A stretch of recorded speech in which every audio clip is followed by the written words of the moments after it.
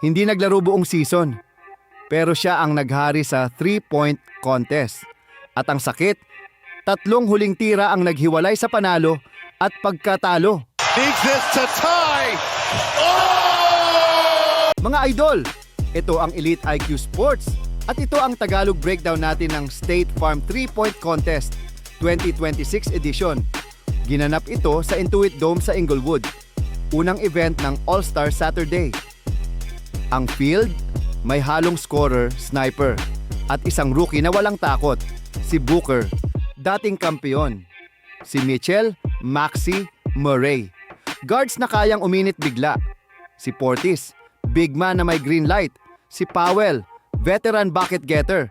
At syempre si Dame. Damian Lillard. Hindi man naglaro ng season dahil Achilles injury, pero sumabak pa rin sa contest. Unang umingay, si Con Kinepel. Rookie pero parang veterano. 27 points agad. Sumunod si Donovan Mitchell. Maganda ang corners, pero 24 points lang ang total. Dito mo makikita, sa contest hindi sapat ang mainit. Kailangan mo ring makuha ang money balls at logo shots. Leading the NBA in total three-pointers made so far. May mga hindi nakaabot sa cut line. Sina Murray, Portis, Maxey. At kahit may magandang moment si Powell, kulang pa rin sa points. Got three. Got. Oh, he didn't even finish. Tapos pumasok si Devin Booker. Grabe, 9 of his first 10 shots, rhythm na rhythm. Boom, 30 points. Top score ng first round. Ang last shooter, Damian Lillard. Medyo late ang ignition. Pero pag pumasok ang groove, delikado, 27 points. Enough para pumasok sa finals. Oh, nearly had the perfect finish. Sa finals, nauna si Kinepel, 17 points. Hindi sumabay ang swerte, parang biglang lumamig ang kamay. Sunod si Dame. Eto na yon, 29 points. At ayon sa recap, 21 out of 27 shots ang pumasok, kasama ang isang logo ball. Dame time talaga pag pressure cooker.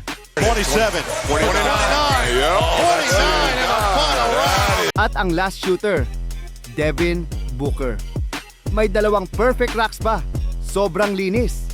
Pagdating niya sa right corner money rack, 23 points na siya. Kailangan niya na lang ng konti. At pumasok ang unang 2, 27. At dito na pumasok ang drama. Huling 3 tira. Sablay. 7. Needs one to tie. Needs this to tie. Oh! At sa isang iglap, tapos ang pangarap, Lillard ang champ. Ito ang nakakabaliw. Kung total points lang sa 2 round, 57 si Booker, 56 si Lillard. Pero sa format, finals lang ang basehan. Dito lumalabas ang difference ng hot versus clutch under a ticking clock. At si Lillard, game plan niya simple. Let it fly, trust the reps. At ngayon, history na naman. Si Lillard ang ikatlong player na nanalo ng 3 beses, kapantay nina Larry Bird at Craig Hodges. Kung na-enjoy mo tong Tagalog breakdown, i-like, i-subscribe.